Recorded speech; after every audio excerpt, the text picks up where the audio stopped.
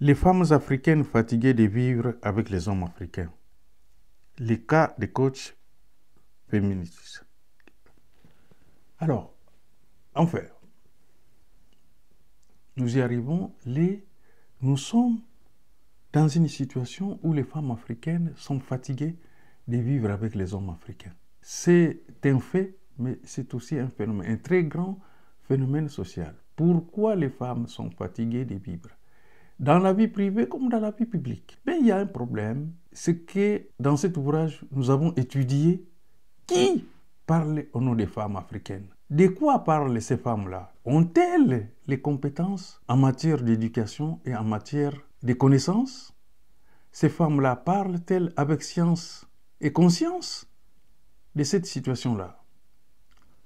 Bon, alors, mais quand les femmes viennent parler de leurs relations avec les hommes, la majorité d'afroféministes parlent des hommes africains irresponsables.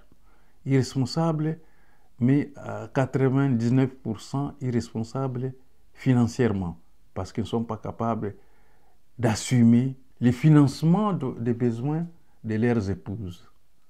Et c'est là où commence le problème. Les femmes veulent aussi avoir une forme de salaire, parce qu'elles s'occupent de l'homme, de leurs enfants.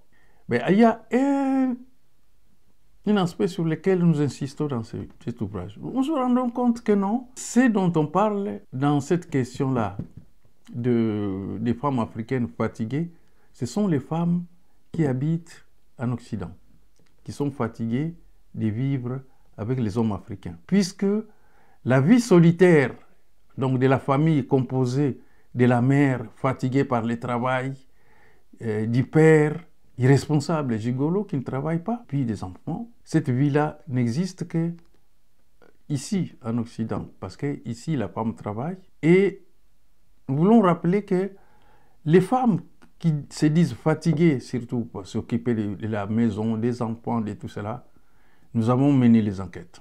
Les enfants restent à l'école pendant toute la journée. En tout cas, ils restent sauf pendant les vacances. Donc les mères ne s'en occupent vraiment pas plus que les institutrices ou l'école. L'école républicaine prend les enfants depuis le matin jusqu'au soir. Lorsque les parents les récupèrent vers 17 heures, il leur reste 2 heures ou 3 heures, 4 heures en temps normal pour que les enfants dorment. Donc ça ne peut pas être source de conflit. Les mères ne peuvent pas être aussi fatiguées de s'occuper des enfants.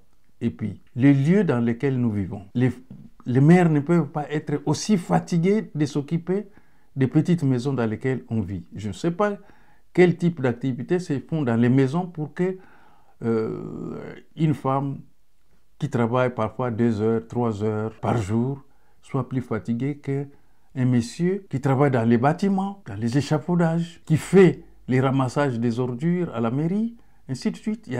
En termes de pénibilité. Donc les conflits, nous ne voulons pas dire que les femmes ne sont pas fatiguées. Les femmes sont fatiguées. Mais la pénibilité, en termes de pénibilité, on ne peut pas faire des comparaisons de pénibilité. Et il faut qu'on revienne au bon sentiment et qu'il y ait le respect des engagements pris. Puisque les jours où on va devant les parents, on dit « je suis là, je suis solidaire avec mon mari ».